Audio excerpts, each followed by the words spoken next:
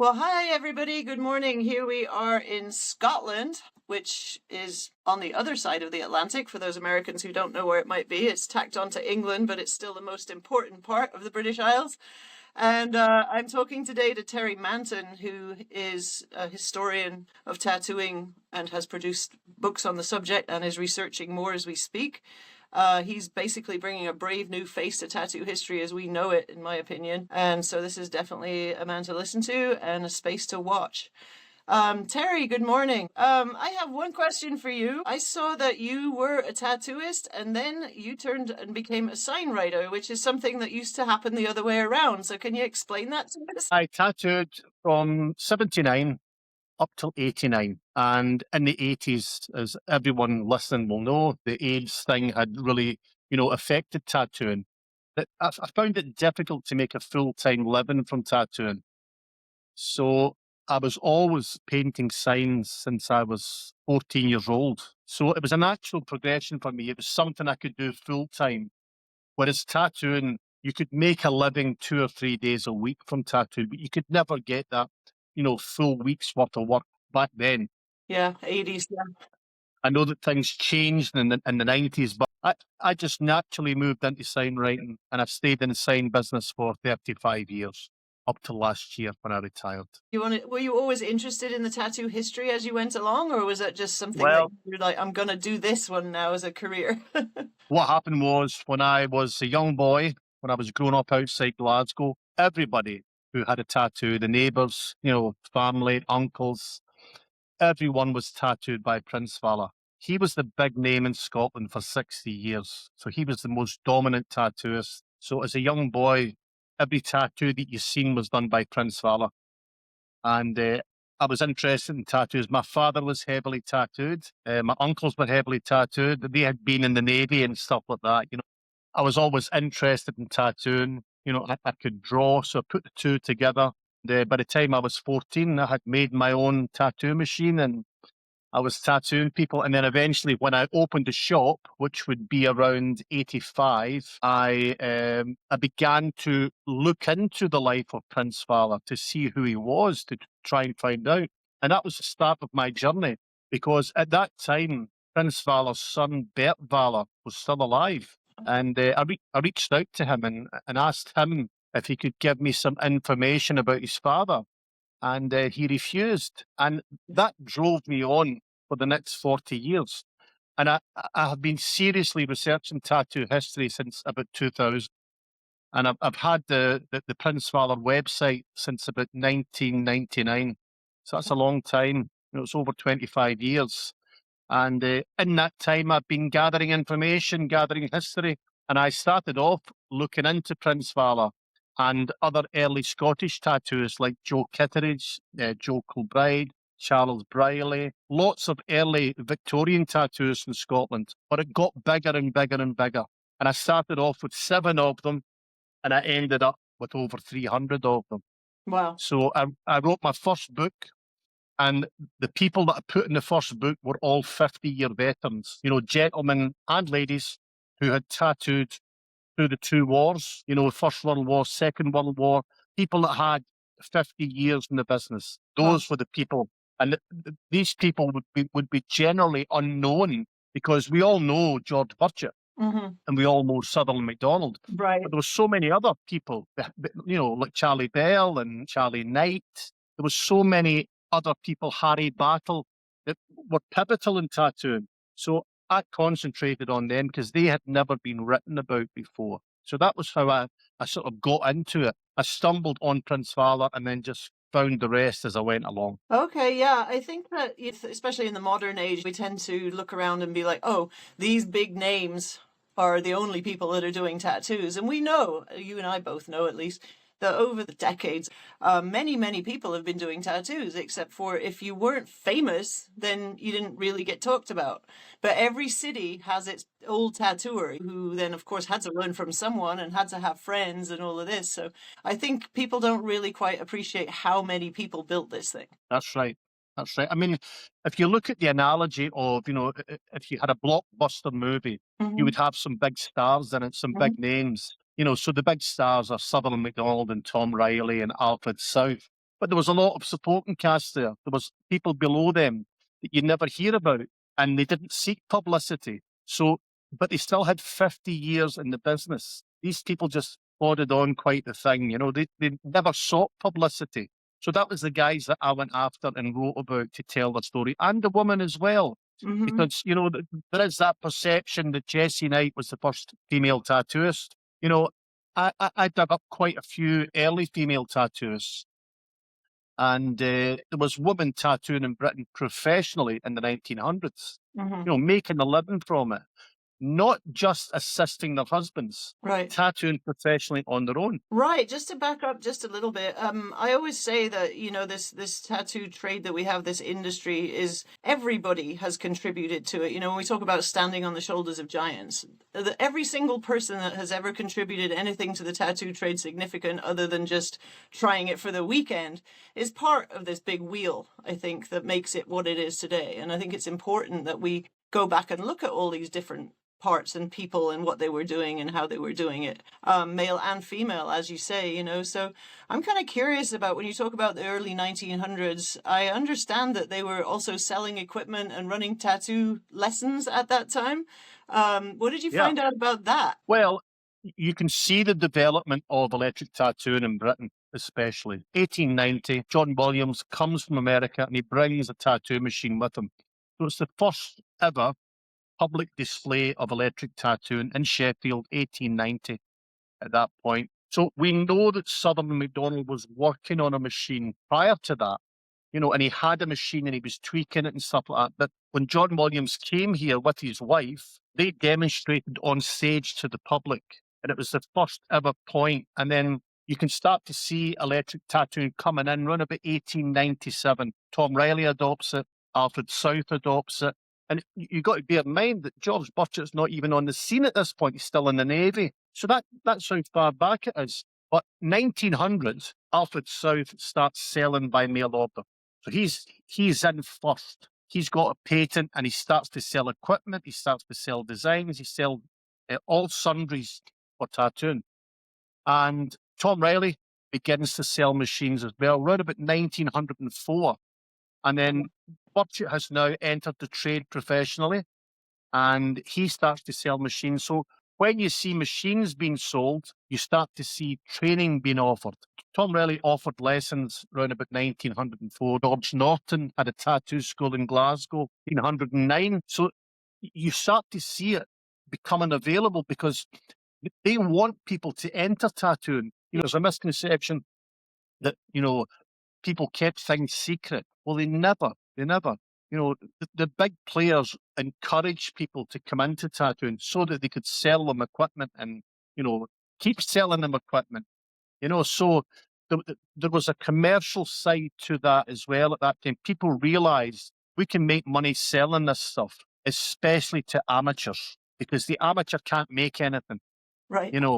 He just wants the gear. He just wants to do some doodling. The professional or the guy who's handy at that, he won't come back. He'll buy a machine, but he'll go and make his own after that. So I think that these tattoos identified there was lots of people out there wanted to try it, wanted to come into it, and they would supply the equipment. So yes, schools were there at the time, and mail order was there at the time as well. So basically 100 years ago, the same thing was happening as is happening now. And you're basically saying there wasn't any kind of gatekeeping whatsoever back then. No. I mean, you can see that I've got lots of documentary evidence of tattoos selling equipment. Everybody sold equipment.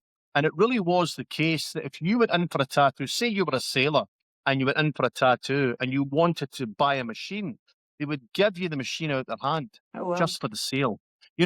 They knew where to get another one or how to make another one. They would sell anything. They would sell the chair they were sitting on if necessary, just to make some money. So that was how that supply chain, it was demand. Mm-hmm. People wanted to come into tattooing. It was exciting. It was new and people wanted to try it. Now, prior to World War I reckon there was 300 tattoos in Britain. Wow, that's a lot. That's a lot for that time. I could honestly list 300 people. I've got a database here. I don't know if you can see it in the back there. Can you see it? Yes. Wow. It's got about 600 tattoos on it. That's And that's all crazy. that's pre World War II. Hmm. So that shows you lots of people came into it. It didn't all last. Some of them migrated back to their former jobs and things like that. And World War I took care of lots of them. When World War I was over, tattooing hit slump for 20 years. There was a big exodus at that point. So lots of people came into it at that time. So that was the time to make the money selling equipment. Everybody wanted to be part of the magic. Well, that's very curious because you'd think that they'd be wanting to make money off of tattooing rather than sell the equipment. But I guess driven by the First World War, also war always makes people want to get more tattoos, or it used to in that century, right? That's Um, right. and you've actually got videos up of people tattooing in the trenches. Yes. Which where do you So, I find mean, this stuff? well, that was on the one that I've got with the guys tattooing in the trenches. That was in the Imperial War Museum.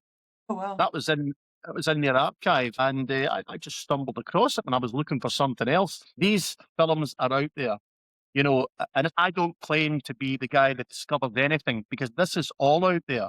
It's Hmm. just that I've devoted a lot of time to it. Yeah. So I always say that, I don't do this alone. I do it with help from other people, other tattoo historians. But the stuff that I find is not mine. It's there for anybody to find. It just takes time.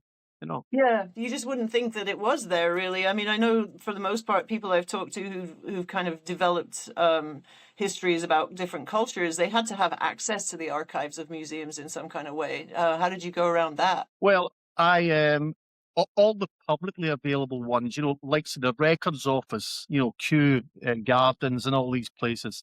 I travelled from Glasgow down there, spent a couple of days down there, got my hand on as much as I could at that time to start off. And then since then, the National Fairground Archive at Sheffield, excellent for anybody who's interested in the fairgrounds or anything like that. It's a must. And I went there, first of all, the first time with Jimmy Scouse, the tattoo historian. We Mhm. spent 2 days there and we dug up thousands of records on tattooing. I mean, thousands. And then I went back again with Paul Ramsbottom, and dug up thousands. I think I took 4,000 photographs Oh, on wow. 2 visits. That's a lot. So there's a lot of information out there that might not just be obvious, but Hmm. a little bit of effort, go to these archives and asking the right questions, you can sometimes hit on a really good seam of information. Yeah, for sure. I think probably the British fairground activity is better documented than it was over here in the United States. And also, Britain is a smaller place as far as being able to find these things and the amount of people that were working on putting that information together. Well, talk to me a little bit about the British fairground tattooing. Were all of the older lady tattooers actually from the fairgrounds like Jessie Knight, or were they from all walks? Well, we'll come to Jessie in a second, but the earlier ladies than Jessie, I think the earliest lady that I found was a lady called Catherine Lloyd. So Catherine Lloyd, a real character, spent a bit of time in prison. And I must say this, lots of the female tattooers went to prison, right? Now, listen, it's interesting. I think these women are real characters back then. Yeah. I think you had to be. Even from my day of the 80s, I mean, if you were not hard nosed, you were not going anywhere. It was just like, whatever, you had to fight for it. So I can only imagine what it was like 80 years before that. Yeah. Well, I really enjoyed looking at the woman in tattooing because they all seem tough. There always seemed to be a couple of common denominators. The husband was always a tattooist. That's the first thing. They were always in and out of trouble. So they always appeared in court. So the court records are there. And it's really interesting to read these things and to see what they say to the magistrate when they're up in front of the court. And that's gold for a tattoo historian. You pick up things. So Catherine Lloyd, she was involved in a fight with her husband in the shop. This is 1904. The two of them punched hell out of each other. They're on the floor, killing each other. 300 people turned up to watch the fight. It was great. It's spilled out in the street, you know. And I, I've never seen a picture of her. That's something that I'm missing. I've never seen a photograph of her, but she must have been a tough lady to, first of all, fight her husband Hmm. and then take it out in the street, and she ended up in jail. He ended up in jail. And she ended up in jail a few times for petty theft and drunkenness and stuff like that. And so did he. But that wasn't unusual because even the great Tom Riley, one of the greatest tattoos of all, Tom was in prison. Tom was done for drunkenness. Tom was done for fighting. So it wasn't just, left to the sort of lower classes. These Mhm. famous tattooists were in jail and up in court and stuff like that. And thank God, because that's where I got a lot of the information from. So Catherine Lloyd was a real character, and she tattooed for quite a long time with her husband, and they travelled round the carnival circuit. That's Mhm. what they did. They moved around the fairgrounds from Aberdeen across to Belfast and right down. They were from London originally, but they settled for a while in a place called Mill Dam, which is in Durham. So they opened a shop there in 1904. A busy place, ships coming in.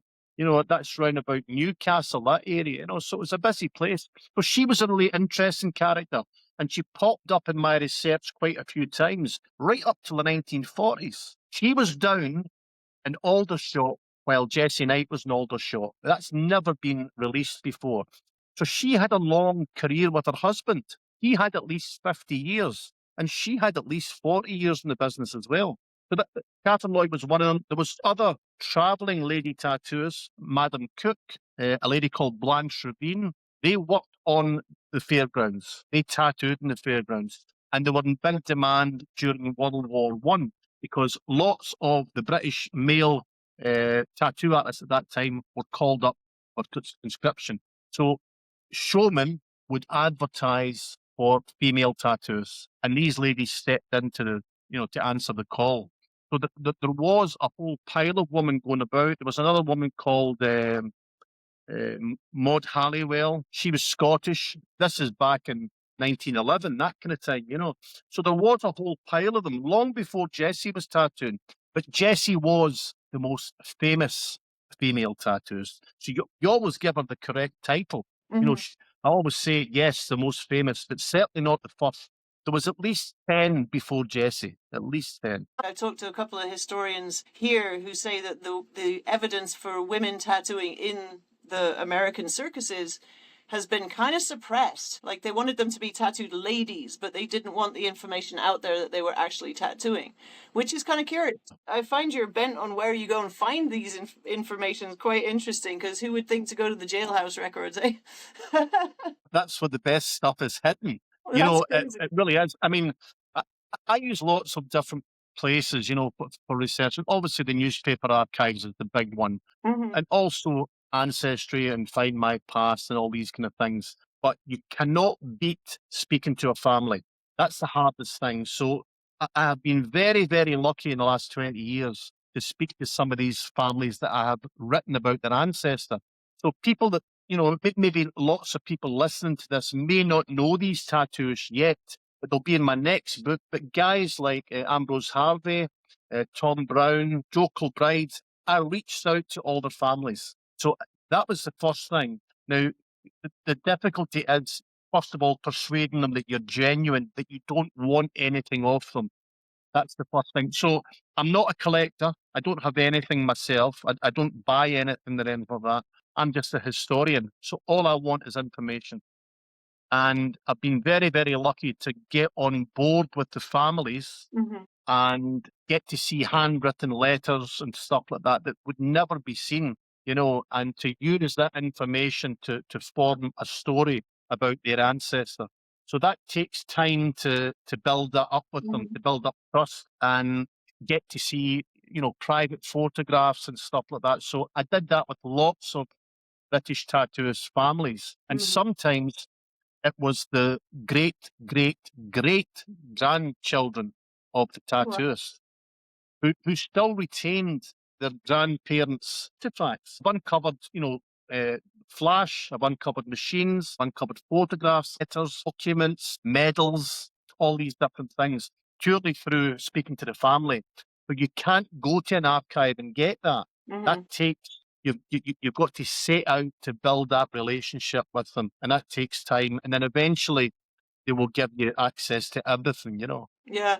Well, and I guess too, the British are famous for not throwing things away. So you might find a box in the attic or something that's got all that stuff in it. Whereas here, I mean, it was thrown out 100 years ago. Yeah. So I understand that you've been finding quite a few trunks in the attic. Well, as I say, I was really lucky to stumble across some of these people. I'll give you a story. I spoke to somebody and I said to this girl, she was like the great great granddaughter of a tattooist. And I said to her, "Your grandfather was a tattooist." And she said, "No, he wasn't. He was a painter and decorator." And I said, "Well, okay, he may have been." I said, "But he was also a tattooist because I do have newspaper clippings and photographs and stuff like that." So they would deny this. And then she said to me, "Well, I used to have all his cartoons." And I says, what kind of cartoons? She says, "Well, birds and skulls and love hearts and daggers." I said to her, they weren't cartoons. They were drawings that they used to tattoo people. And I said, "Do you still have them?" And she's, "No, I threw them in, I threw them in the bin." So sometimes they don't know the Hmm. importance of that. And that's understandable. They think it's just junk. Yeah. So I have came across families that have destroyed everything, but I've also came across families that have kept everything Hmm. and didn't know the significance of what they had. So it's only when you show a historian or a collector what you have that they can identify it and say, so I've picked up lots of bits of information from letters and stuff like that that you wouldn't normally see. That is where the gold has came in. Yeah. Yeah, no, that's super interesting. I mean, I think also it's fair to say that, Britain being colonial and all the rest of that, tattooing was definitely looked at as a working class art back in the day. And definitely people weren't always proud of it, and I think people like Burchett and Sutherland sort of cleaned that up because they presented themselves as doctors, right? So was that what they were trying to do, was upscale it? Certainly. I mean, what I found was I went back to revisit Sutherland MacDonald. Matt Lauder had done most of the research on Sutherland MacDonald. I wanted to look at the story myself to see what I could find about him. And what I found, the impression I got was MacDonald was a serious operator. He gave his life to tattooing. For me, he was the master. I don't think there was anybody better. He really was a great tattooist. But he was also an inventor. He was a chemist. He was, an amateur doctor. He had lots of different roles in tattoo, and he brought lots of things to tattoo. But one thing that I found about him was he had absolutely no friends in tattooing, and that was he done that by design. Yeah. He had enemies in tattooing. He looked down on all the carnival tattoos. He looked down on all the tattoos in London. And there's an urban myth that he trained George Burchett. That's not true. That is not true. That was in the George Burchett book written by Peter Layton, but that's not true. That's made up. He did not get trained by Sutherland MacDonald, and as far as I'm aware, MacDonald never trained anybody. And McDonald's whole collection has never been discovered. Now, if you speak to Matt Lauder, he'll tell you that, that's probably been destroyed. And my thinking on that is that McDonald probably gave those instructions to his family, that he didn't think there was anybody worthy of taking his life's work and carrying it forward. Because, I mean, I think he knew where he was in the pecking order. He was right at the top.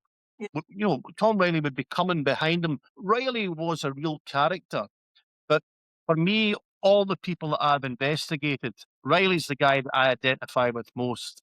He was the most likable. He had lots of friends in tattooing. He taught lots of people to tattoo. He taught Jack Gabbett, Jim Wilson, George Norton. He taught lots of people to tattoo.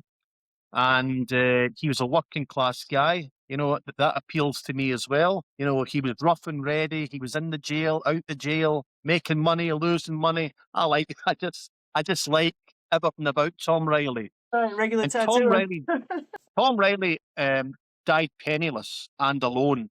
He was married 3 times. He had syphilis. There's a whole story on Riley, and there's a whole story on McDonald. McDonald was, an aspiring upper class gentleman. That's what he wanted to be. Riley was quite happy tattooing around the fairgrounds, Yeah. in his later years. And Riley was poised. to make, good money.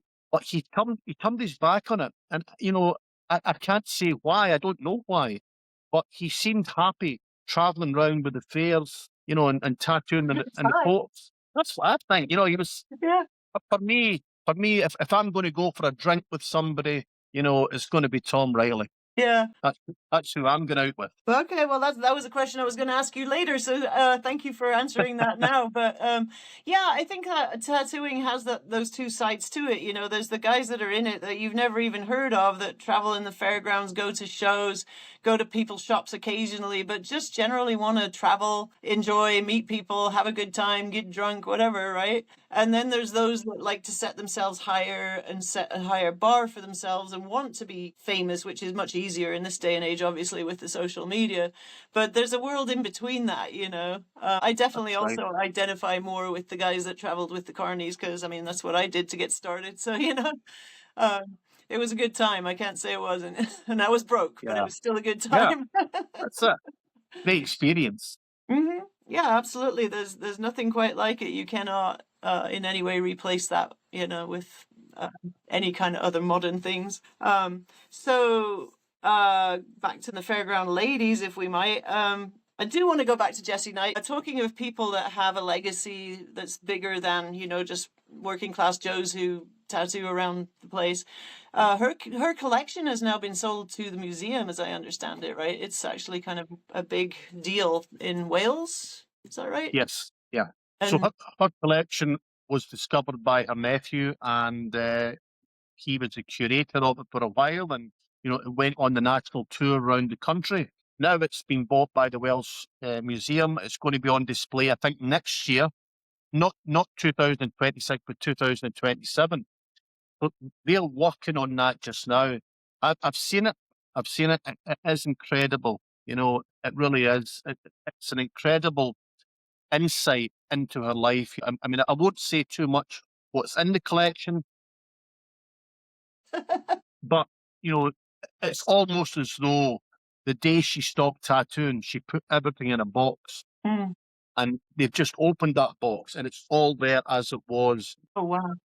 There's lots and lots of designs and stuff like that, and machines and stuff like that, and letters. It really is going to be a great thing to see this. I think it's important, and I think it's important that they tell the story of the woman tattooist at that time, because she taught Winnie Ayres, who's a Scottish lady.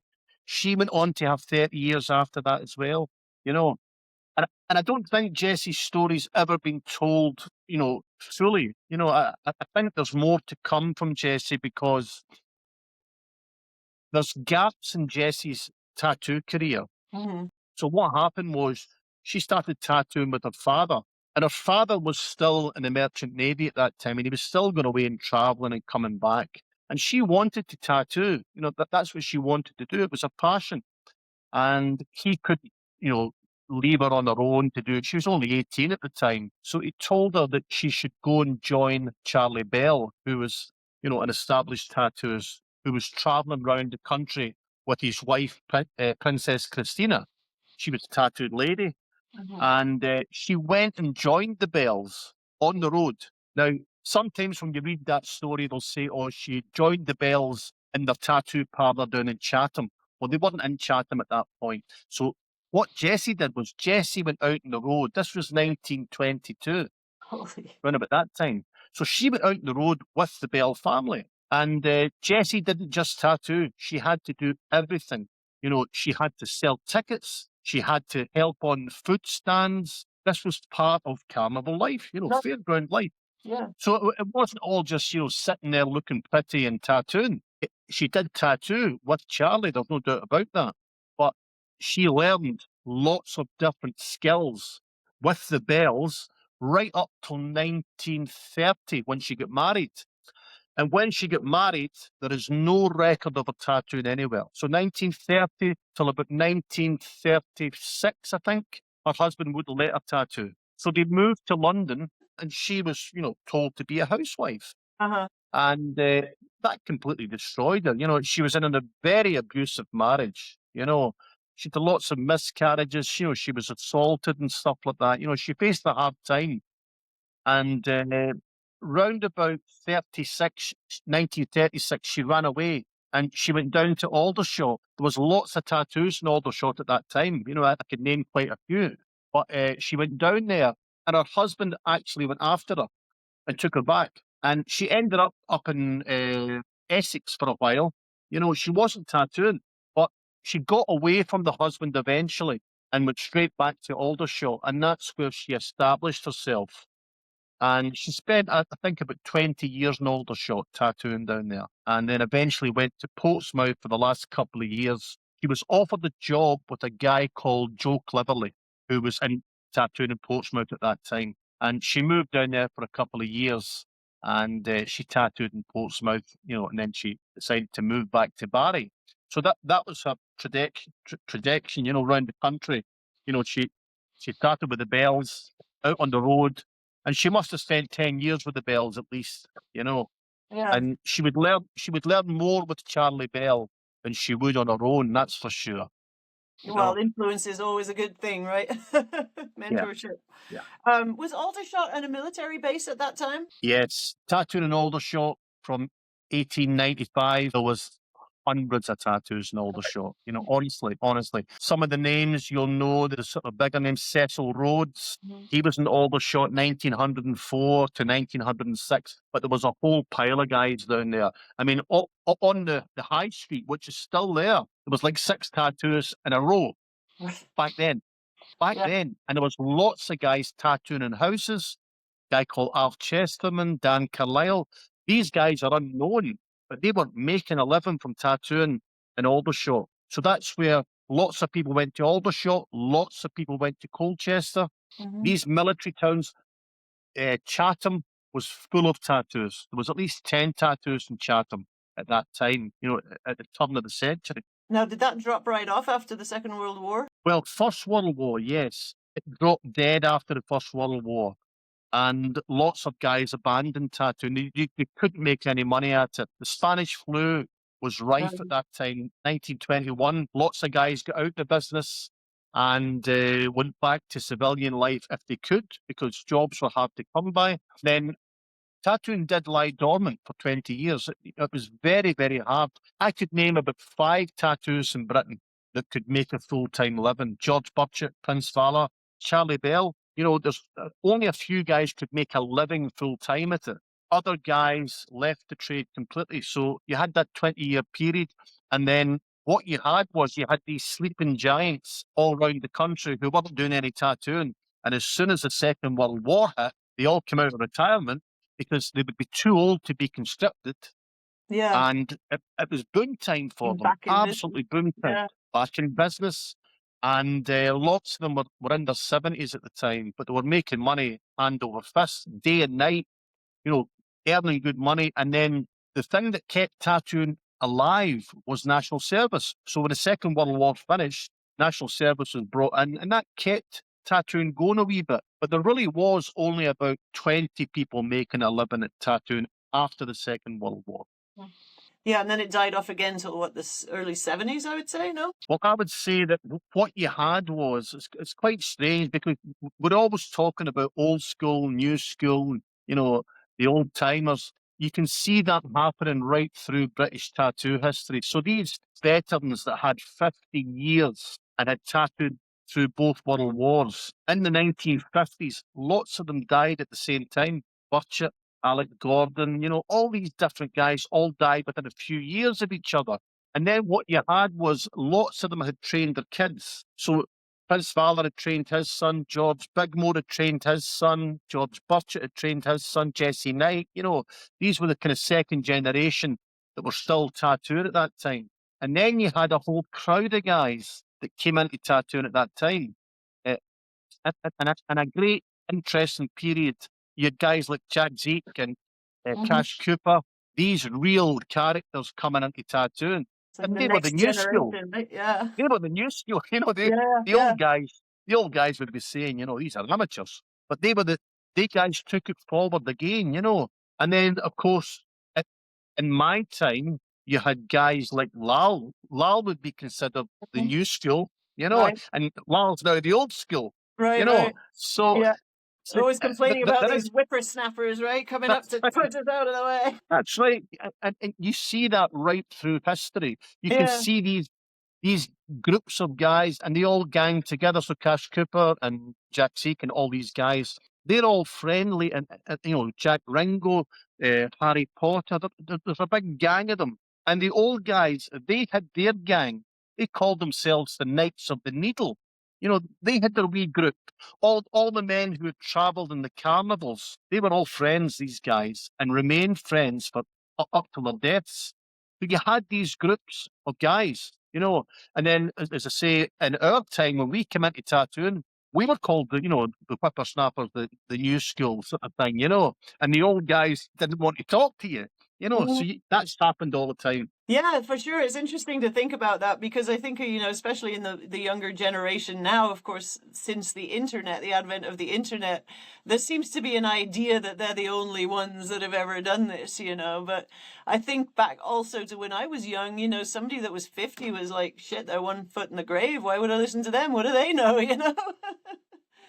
So it's curious how it kind of turns around like that for sure. And I think that's a really interesting perspective that you're giving as far as like, yeah, it's been going on forever, you know, why wouldn't it? Yeah. Yeah. And family tattooing. I mean, I knew Sean Zeke, who was obviously son of Jack Zeke, and then you have the Scouse family. You said the Valars. I mean, that seems to be something in British tattooing, these generational families of tattooers. Do you Yeah. know more of those than just the ones I mentioned? Well, what you found was that the people who came into tattooing, electric tattooing at the start, they were really inventing it as they went along. You know, so you start to see people being trained around about 1900. So Tom Riley's training, you know, Jim Wilson, he's training Jack Gavitt, he's training George Norton. People are now starting to get training. They go out, but the interesting thing is they start to train people as well. And George Norton trained his three sons, who all tattooed. You know, so you start to see this building up now. Prince Fowler trained his son. Bigmore trained three of his sons. Two of them carried on tattooing. You know, George Burchett trained all three of his sons, you know, and they all tattooed at one point, you know. So you do see these families training their sons, but what you see is they don't want to carry on the father's tradition, you know, Hmm. lots of them. Like Bert Fowler, who was Prince Fowler's son, he had no interest in tattooing. Although he tattooed for 30 years, he had no love for it. You know, I spoke to Bert and he told me that. He had Hmm. no love for it. He didn't want to do it. He thought that his artistic skills could be better spent elsewhere. And I think a lot of people only did it at that time because their father wanted them to do it. But Hmm. when the father died off, lots of them, you know, moved on to something else. You know, so you do see that. Huh. Yeah, my generation, my dad didn't want me to do that at all. It's a kind of a whole different generation. Like, please don't do that. Anything but tattooing, right? Certainly, I remember you know, in the 80s at any rate, it wasn't looked upon well. You know, it was like, oh God, Yeah, don't do that, you know. So that's talking of signwriting, talking about flash and designs, I don't know if you'd agree with this. I wanted to talk about flash and the development of it in British tattooing. How much American influence do you think changed British flash designing in the during the Second World War? well. I think it goes back before then, and I'll tell you why. I'm currently writing a book just now about a guy called Alexander Gordon. Now, Alexander Gordon, his tattoo story begins in Arizona. Now, he goes from Arizona to Detroit and then from Detroit to New York. This is in 1904. He meets up with Charlie Wagner. He gets tattooed by Wagner and then he comes to Britain and he tattoos in Britain for the next 50 years. Now, I, I believe that Alexander Gordon brought a lot of American designs to this country. You know, we did have tattoos that came here before Alexander Gordon. We had about 10 of them that came from America and tattooed here. You know, so lots of people who had worked on the circuit in America, the carnival circuit, they crossed the Atlantic, you know, in the 1890s and came here and tattooed here. So he wasn't the first, but he was the most prolific because he painted designs for everybody. So Charlie Bell, Charlie Knight, lots of the designs that have been found in Jesse's collection were painted by Alec Gordon. lots of designs that have been found in Cecil Rhodes's collection and Manley Rhodes's collection as the work of Alec Gordon. Now, if you see the designs, they're all American designs, American flags, American shields, eagles, Native Americans, cowboys. Nobody in Britain was doing that kind of work. Nobody. But you can imagine how good that would look. Yeah. If you go into a tattoo shop and you see on the wall, the American flag and the crest and the eagle, it's just fantastic looking tattoo design, first of all. Right. So he was very, very instrumental in bringing lots of these designs and getting them out there to studios. Lots of tattoos couldn't draw, as you know. They had no drawing skills whatsoever. So he would sell them a whole, pile of painted flash, and they would pass that off as their own. And that flash now is on 3 different continents. I've managed to gather it all together, and I'm going to put it all in the one book. Wow. That's cool. That will now wrap that story up of Alec Gordon, coming from Arizona to this country. So that's maybe where a lot of the American iconography has ended up in British tattooing. The eagles that we do, when we were tattooing in the 80s, we all did the same kind of eagles. Well, Alec Gordon was doing them in the 40s and the 30s. I think they came from the American side, these images, and we've just adapted them. Sometimes we've replaced the American flag with the Scottish flag or the Irish flag or the English flag or the Welsh flag. So I think he is very responsible for what we've seen in the 80s and 90s as traditional tattoos. Right. And also, I think before the wars, at any rate, with the Jacques Zeek flash that I saw, for example, in Sean's collection, was super fine line. And Sean told me that in the 20s and all that, everything was very, very fine line. And I guess that obviously, you only had one needle in your machine at a certain time, right? But it That's right. evolves over time. And I just wondered if you see a direct connection between this flash coming in from the States and the thickening of the lines and the changing of the style of British flash. Well, for me personally, as I said at the start of the interview, when I was younger, every neighbour and its fathers and uncles all had these fine line tattoos, and they were put in with a single needle. Some of them were excellent. I mean, Prince Fowler was an excellent tattooist. You could really put in a single needle tattoo. But I remember in the 70s seeing a tattoo by Terry Wrigley, and it absolutely blew me away. I had never seen anything like it. It had just been freshly done, and it blew me away. The thicker lines, lots of colours, because Prince Valor used like 2 or 3 colours. But when Terry came to Glasgow, he brought, heavier outlines, lots more colour, bigger, bolder tattoos. So that's the first time that I've seen heavier tattoos coming in, that heavier line. Everything that I'd seen before then was usually that thin, almost blue, grey, thin outline and very faint colour. Yeah, and it So was that was a big beautiful. change. Yeah, yeah, it Yeah. was really, really well done. Super fine line, super detailed tattooing, or at least tattoo designs way back when. So that always kind of intrigued me. You talk about the different cities in England and Scotland and everywhere else, of course. But cities over in Britain, they all kind of have their own little personality and their own thing. And one of those cities, Blackpool, is well known as being the tourist place. It's where you go to watch the illuminations and eat your ice cream on the beach and whatnot for the weekend. And one or two of the tattooers that come out of there are pretty curious. Prince Eugene and Dot Shaw. Now, Dot Shaw obviously was also a lady, but can you talk to me about Prince Eugene? Because he was one of the only black tattoo artists in England at that time, right? He was the only black tattooist at that time. There was a black tattooist in 1880 in Liverpool, a guy called Thomas Chapman. That was his name. He came from Barbados, so he was the first black tattooist. Then later on, so Prince Eugene, I saw lots of Prince Eugene's work. Blackpool is only 3 hours from Glasgow, so I've seen lots of Prince Eugene's work, and I've always loved it. Single needle, beautifully put in, and he was a great artist, and he was assisted by a lady called Dot Shaw. So when I was doing my research, I decided to look into Prince Eugene, and it was one of the most difficult investigations that I've done, I actually spent 10 weeks on it and had nothing, nothing. I couldn't break it at all. And then eventually I did a few tricks and did a few bits and pieces, and I eventually found that he came to Britain in 1952. He was part of the Windrush generation, came from Jamaica.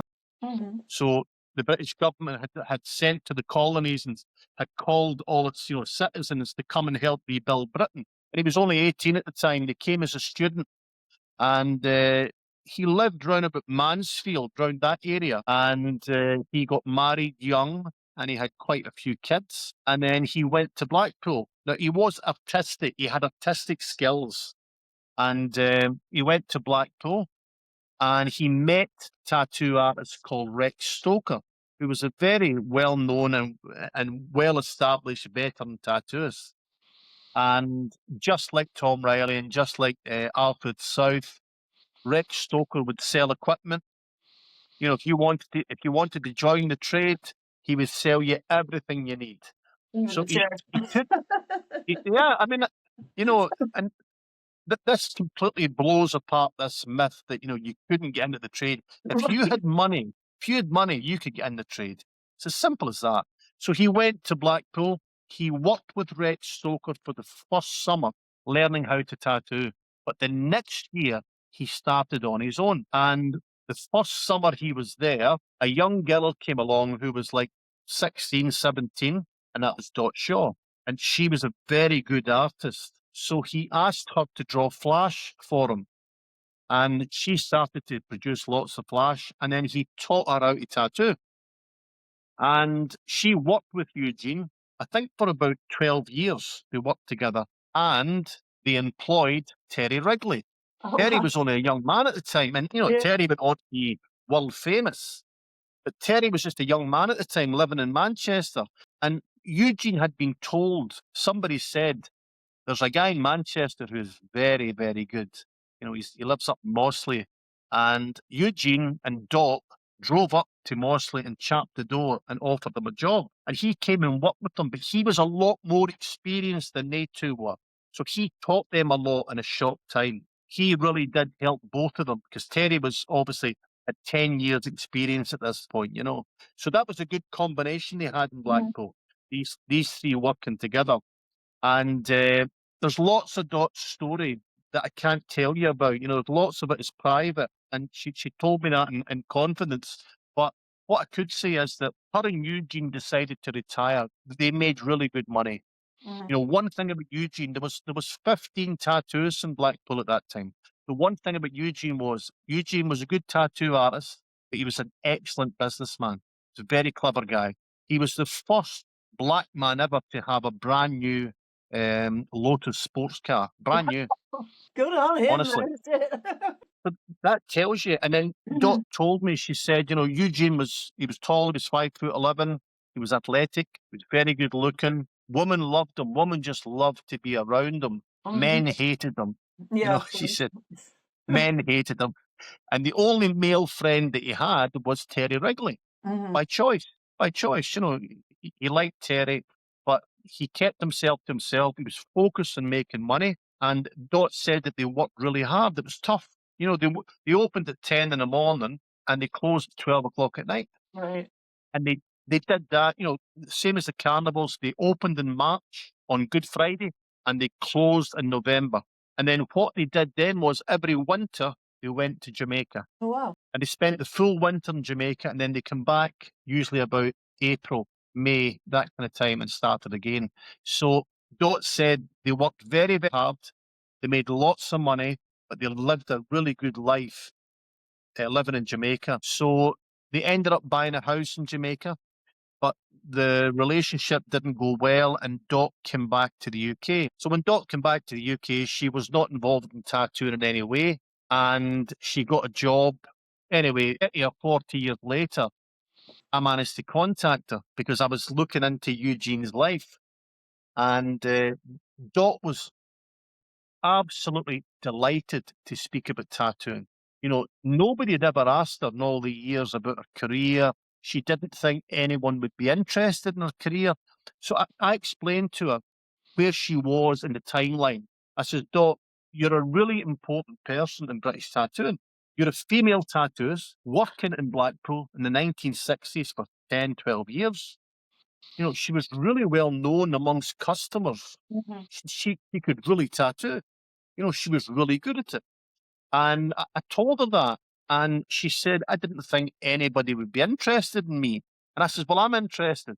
And at the time, she had 25 friends on Facebook. And after the first week we spoke, I put her name out there. She had 250 friends on Facebook within the first couple of weeks. Yeah. And this was during COVID. So I wanted to go down and see her, but she wouldn't allow me because she was shielding at the time from COVID. But first of all, we exchanged 19,000 words in the first couple of weeks. And then we ended up on Zoom, Mhm. and I got chatting to her and I asked her lots of questions. I must have, demented the poor woman. I asked her lots of questions about, I says, what was Harry Lever like? These were all tattoos in Blackpool. What Mhm. was Harry Lever like? What was Joe Cleverly like? She could answer every question. Yeah. She could tell you everything. And, I would say to her, what was it like being a female tattooist? And Dot was tough. Dot was a tough woman. He was not frightened of anybody. It didn't matter who you were. She told me one time she punched a guy in the face, broke his nose, and, he fell down the stairs. And she said that was just, daily occurrence. She didn't care who was coming through the door. So she was a really interesting woman. And I put her in touch with lots of people that I knew in the tattoo world. People like Lal and Matt Mhm. Lauder and Rambo and Jimmy and Paul Sace. People that she could chat to. And she eventually ended up with a whole pile of friends on Facebook. That's so And then cool. we were all heading to meet her in Blackpool. Unfortunately, she passed away just at that time, Yeah. which is a But real still, shame, I mean, a last hurrah, though. I mean, even so, provided by social media, that's pretty cool of you guys to be able to make that Yeah. happen. Well, Lal managed to encourage her to start drawing flash, Oh, and she drew sheets. Well, that's that. Lal just said to you should be drawing some flash, and she mhm. started to draw every day until she produced a full set of flash. So it was great for her. Well, she That had an she got some interesting style recognition. too, right? She had the black and the Yeah, red only was what she did, right? that's right. Yeah, That's yeah. right. So that was pioneering all by itself to have something completely different from those days, right? That was it. That was her trademark. There've been quite a few of them that have kind of slipped away, sort of, unnoticed. I got tattooed in the 80s by a female tattooist, Barbara Hodgkins. Hmm. Hodgkins, I think the name was, down in Leeds. Well, she was a good tattooist. She was in the business a long time with her husband Dave. Yeah, So these women never got the recognition they right. deserve. You know, Right. Yeah, I mean, it's certainly a thing, especially I think a lot of them being with husbands, they were kind of just the woman, so they didn't have their own recognition. I wonder if that's how Jessie Knight got to be so recognized, is because she was practically on her own 2 feet, she wasn't really attached to any men at any point throughout her later I think career, at any rate. so. I think what happened there, all these people that you talk about, with their wives were tattooists. George Norton's wife was a tattooist. Hmm. And Joe Kilbride's wife was a tattooist. They never got their names on the shop. You Right. know, their their name wasn't painted. Harry Bartle's wife was a tattooist for a long time. When Harry died, she carried on tattooing. But up until that point, her name was not on the shop. It was Harry's name, and that was the way it was. And Dot was the same. I said to Dot one time, Dot had her own shop. So Eugene had a shop on the promenade. Dot had a shop right behind them Hmm. on Bonnie Street. And I said to Dot, why did you not have your name outside the shop? And she said, Eugene didn't think it was important. It was Right. Eugene's shop. But that was the way it was. Hmm. And Dot said that was just the way it was at that time. So lots of women who tattooed, you never heard of them because their name was never out there. It was the man's name on the business card, the man's name on the shop front. But it And it really was, was, and that's, I think, British society too for a long time. It's kind of helped that to continue. And of course, now we live in a brave new world, right? But oh, I, it's there's so many women tattooing now that it's quite impressive. I think one would say, easiest way to say that. But they've been yeah, there, I mean, building the blocks, and of course, men obviously have been the mainstay of tattooing for an extremely long time, and I think the fact that they taught their wives is quite significant, because in a lot of times and places they wouldn't have even done that. You know what I mean? Well, lots of women in the studio would be there to, help pick the design. They'd be there to shave the guy's Hmm. arm, to get the transfer ready, and then to bandage him up later on. And then, I suppose in these military towns, when it got busy, they would be teaching their wife how to colour in leaves and flowers Yeah. to try and speed things up. So there were women in tattooing, let's just say in the 1900s up till the First World War. We know about 10 of them, but there must have been more. There'll be other women who would be well behind the scenes Hmm. that we won't know about, because there'd be no reason for them to be known about. It was the husband that took the glory, Right. and the woman's doing just as much work. Right. So there are other women out there that we know assisted. And tattooed ladies, people like Flo Riley and Gertrude Norton, they were famous tattooed ladies back in the day. They didn't just appear on stage for an hour and look pretty. They Right. had to go off stage and sell postcards, and then they had to come in and help with the tattooing. Whatever role they took in that, we don't know, Hmm. but we know that there was lady assistants, as they were called, in the tattoo parlor. Right. So, Teamwork. that's it. You did everything. That's a very carny thing, though, right? I mean, that's that goes back to the carnival, that it doesn't really matter, what sex you are, who you are within the family. We all work towards one particular goal, and that is making money to feed the family and travel, right? So, I mean, you could have had the dog doing tattoos as long as everybody's doing something. You know what I mean? That's true. It's true, Yeah. because Charlie Bell Jr., who learned the trade from his father, he said that he did his first tattoo when he was 12, because that is what is expected. There Mhm. was no passengers Yeah. on the Exactly. carnival. As soon as you were old enough to do something, you did it. Yeah. Now, he is probably the youngest that I've heard about in that period that did tattoo properly, professionally. And there was other people, like Prince Valor started when he was 14. Valor never had another job in his whole life. He was a tattooist all his life. He never had another job apart from being in the army, when he was conscripted. So there was people that come into it, 12, 14, 15, that kind of time, you know, and that's why, because as soon as you could do a certain skill, that was your job. Yeah, definitely. I'm hoping that you're going to do an exclusively carnival tattooer book at some point, but Yeah, you're I like, mean, I've noticed the paths into tattooing, and I've documented them in the book. Carnival tattooing is probably the most well-trodden path, because what you found was in the 1900s, the demand for tattooing, I'm talking about 1900, the demand from tattooing was incredible, right? Showmen were looking for tattooists, but there wasn't enough tattooists out there. They were begging people. So showmen would actually purchase the equipment. They would purchase it off a supplier. They would buy machines. They would buy designs, transfers, inks, everything. But they wouldn't have anybody to do it. And they would advertise for people, come and try it. Just come along and give it a go. You might be good at it. And they of course, targeted sign writers, I was going to decorators. say banner Yeah, painters. Yeah. panel painters, yeah, everything like that. These are the guys that they tried to encourage to come into it. Yeah. And at the time, I'll give you an example. At the time, a tattooist could earn in the carnival, in the fairground here, you could earn £2 a week. The average wage was £1 a week.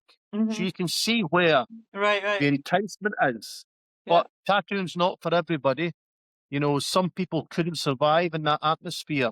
Young soldiers, young guys, all drunk. It might not be for everybody.